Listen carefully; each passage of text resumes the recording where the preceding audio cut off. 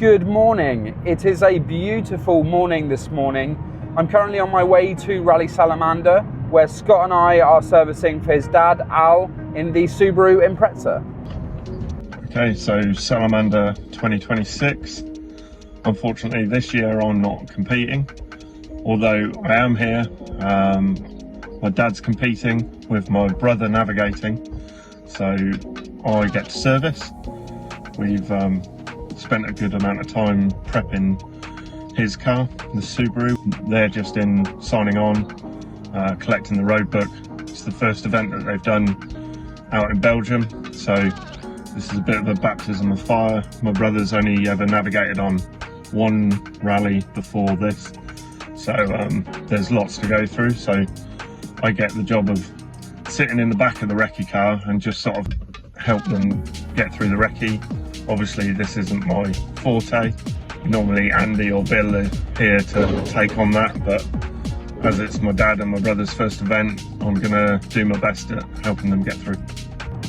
So it's going to be a bit of a throwback today. Usually Scott or I are always in the car competing, so we haven't serviced together on an event for many years, although it's what we grew up doing. So the last time we probably serviced on an event together, I guess, would have been for my stepdad Gary, before I started co-driving for him. So it was probably Carl Sorensen, rest in peace, his last event, which was Clacton 2018, I think. So it's been many years since we've done this, but really looking forward to it. Should be good fun running his dad on an event we know pretty well. So this will be Al's first time competing over in Belgium.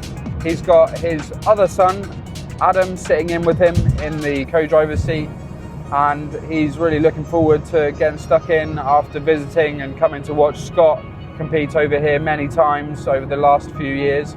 So yeah, it's going to be a whole new challenge for him.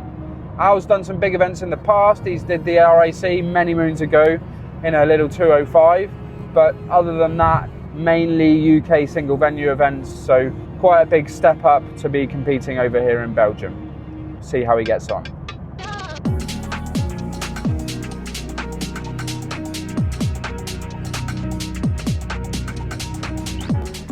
So here we are in service, just set up this morning. Sun is shining, Mr. Barnes. Makes a nice change, doesn't it? Yeah, absolutely. Like, for a day of servicing, we couldn't ask for anything better. Like, yeah, it's fully chilled out now.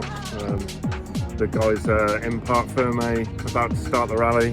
They'll be with us in the next 20 minutes. So, yeah. Go from there. I mean, hopefully it'll be a quiet day for us. The plan is to, yeah, have a bit of a chilled one, top up the tan, and just keep them running, top up the camelback, and check tyre pressures. Send them. Absolutely. That's the plan, but we'll see. So at this point, we just got the guys ready to go, a few words of advice, and sent them on their way. Headed out to watch stage one.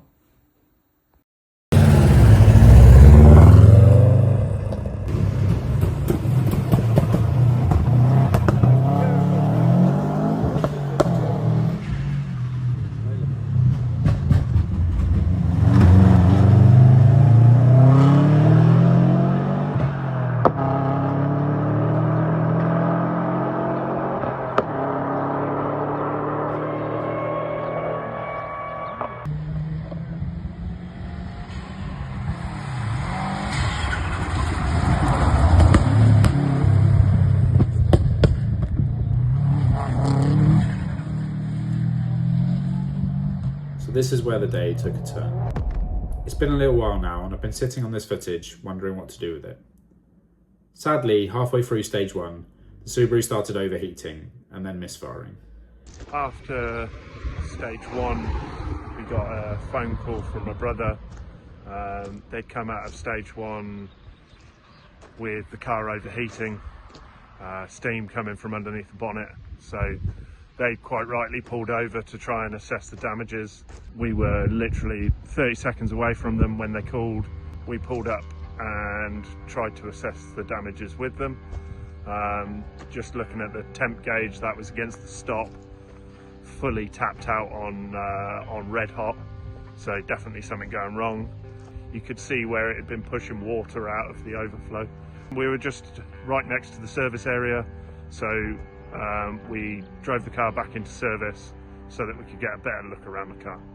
Once we got the car back into service, first thing was to check any potential blockages. Thermostats are quite common to block, so first job, let's see if the thermostat's stuck shut. Unfortunately, when we pulled that off, that wasn't the case. The thermostat was wide open, and then as it cooled down, it shut. So thermostat was operating correctly.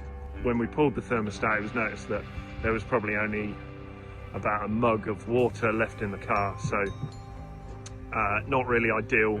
And it had all pushed out of the overflow, so it wasn't leaking water. It was pressurizing and pushing it out. So now we know that it's pressurizing the system and that there was no water leaks. We kind of half diagnosed that the head gaskets are probably gone, and from running it on stage with such a lack of coolant in it and at such high temperature, it'll have only made it worse. So we did fill the car back up with water in service with the aim of retiring the car. It just made it easier. We didn't have to go and get the trailer. We could at least drive the car back to where the trailer was. And on the way back, it worked okay. Still used a small amount of water, but obviously under much lower stress than it would have been during the first stage. Rallying can be a real bitch sometimes. Sadly, no matter how much you try to prepare, how much time you take off work, how far you travel, how much money you pay to enter for accommodation, fuel, tyres, everything else that comes with the territory, some days you have less than 10 minutes of fun and it's all over. And yet, despite this, like a drug, you're still on some kind of weird high mixed with the lows, but with a burning desire to come right back. Plans are plotted, solutions are theorised, and before you know it, you've already figured out where your next pay packet is going. The sport just keeps pulling you back. So, it seems to be the BP Rally way when things go bad in Belgium. We stocked up on beer and headed out for a bit of spectating. Flat.